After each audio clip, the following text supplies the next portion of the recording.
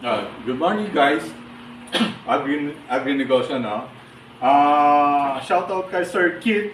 Ito po yung unit ninyo. Itetest na natin ngayon pero maki-live na rin kami. Number one, ito yung continuous band sealer natin na powder coated horizontal. Ito yung FR770. Ang FR770 tahimik. Dahil industrial plastic gear ang ginagamit, saka heavy duty. Compared sa mga dibakal na gear. May ingay, saka mas durable to. Number two, ito ay mura lang kasi horizontal lang.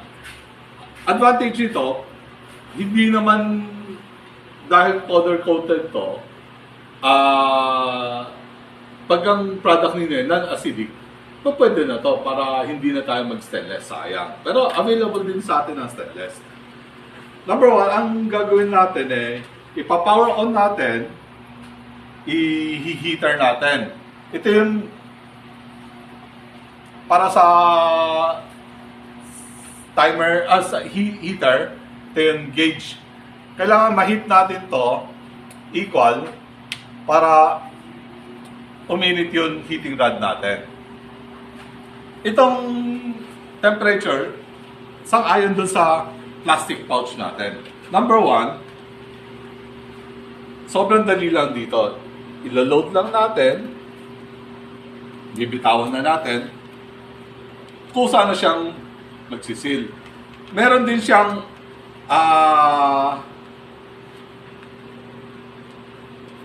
ito, nasil na natin. Makikita niyo. Meron din siyang kasamang kit. Meron din siyang kasamang kit. Alphanumeric. Ito, yung mga alphanumeric natin.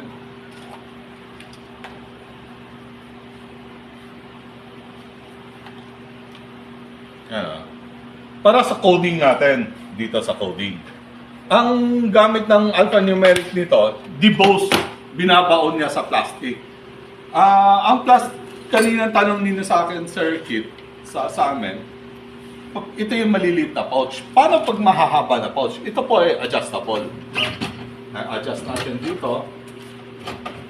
Tama dun sa haba ng pouch na gagamitin natin, yung 1 kilo nila at saka 500 ml.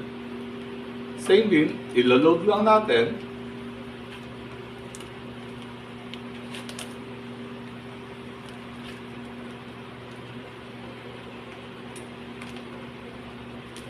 Kusa na siya magsisil.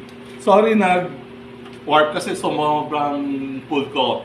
Basta isa-set lang ninyo sa tama. Pwede na po siya.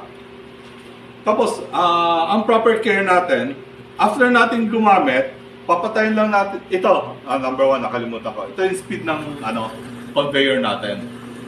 Meron tayong adjustable speed, gusto niyo mabilis o kaya mabagal. After natin gumamit, ipapatay natin yung heater, hayaan lang natin mag-run ang fan saka power for around 3 to 5 minutes para mag-cool down yung heating rod niya. After heating, bago natin ipatay, i-shut down yung machine. If ever may mga emergency, ipapress na natin ang emergency stop. Ngayon, circuit, boss kit, pag i-deliver namin, ibababa natin yung emergency stop for proper use. I-depress lang turn to the left, aangat na siya for operational purposes na.